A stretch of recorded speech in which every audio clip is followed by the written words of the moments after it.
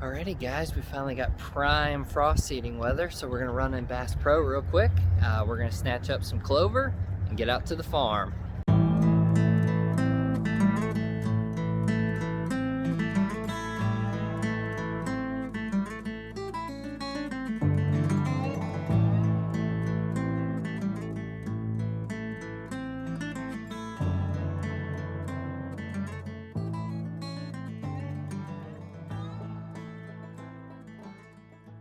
We're heading back to our clover plot.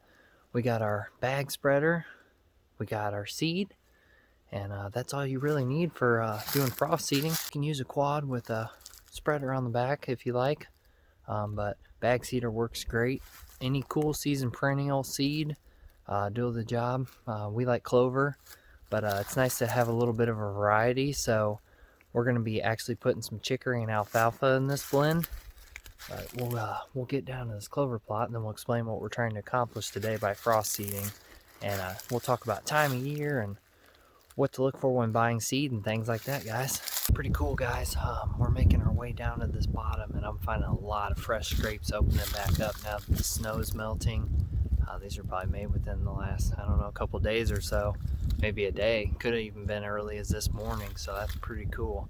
We got trail cameras still running up here, so we'll be checking cards, see if there's any bucks still holding. Regardless, they could be working a scrape whether they're holding or not, but pretty cool to see.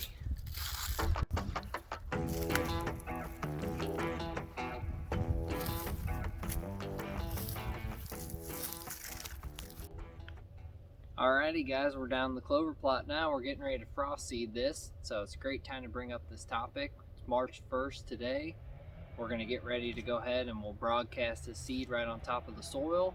We're going to use the freezing and thawing cycles that we're having right now in March to work this seed down into the soil. It'll open up cracks, the seed will find its way down. Last week there was still quite a bit of snow in this food plot, but we figure we'll go ahead. I like waiting till the snow's starting to melt, and as it's melting, seed's getting the right kind of moisture as it's working its way into the ground. You can just broadcast seed right on top of the snow and it'll work its way down as it melts. The only downfall to that is if you throw it on top of the snow and it's rock hard and it's icy and you have a lot of wind one night, it can blow a lot of the seed off of your food source. So I like waiting until the snow is melting, just like this. The ground's kind of getting soft. We'll go ahead, we'll broadcast this, and we know tonight it's going to drop back down in the 20s and it'll freeze again. Then by tomorrow morning it's going to warm back up. That seed will start working its way down in the soil, and then here in a couple of weeks we got some rains. I've been checking the future forecast, so this technique works great for all your cool season perennials like alfalfa, chicory, clover. Some tips for you guys as far as doing blends. We're going to add some chicory in this today, but I've done it previously where I put chicory and clover together to establish the food plot, and the downfall to that was that I couldn't spray broadleaf selective herbicide on my chicory.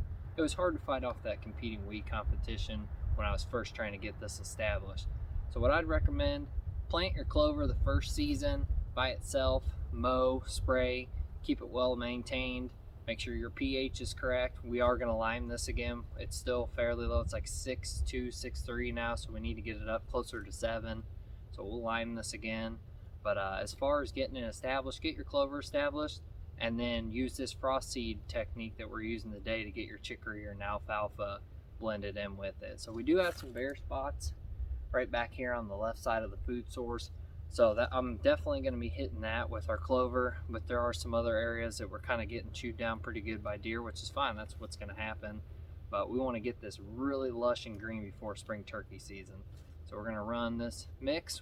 We put it on a little bit lower rate since this food source is already established. So no need to come in here and choke it all out. We just want to hit all our bare spots. And if you haven't established a food source, this is a great way of going ahead and putting your clover in the ground and let that freezing and thawing work that seed into the ground. Don't wait until spring when you got tons of weeds and stuff coming up.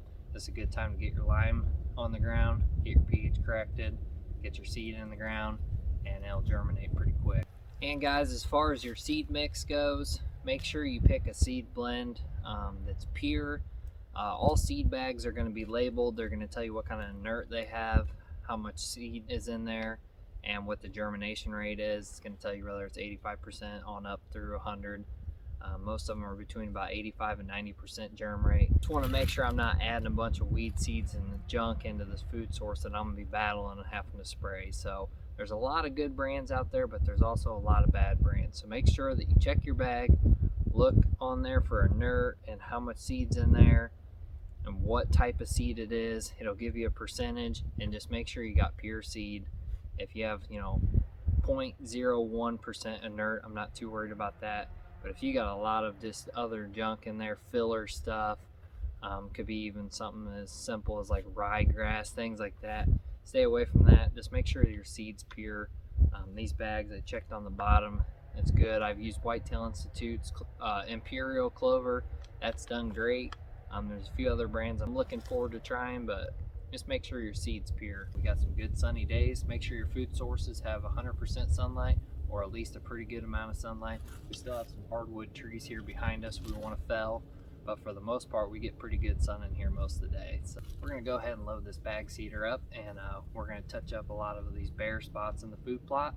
It's a great technique. It works great in most areas in the Midwest this time of year around March. As long as you're in the 40s and 50s during the day and it drops back down below freezing at night, this system works great. It'll just keep opening the ground up, and then it'll shrink and then open up and shrink, and it'll keep doing that. It'll work that seed down in the soil to the right depth.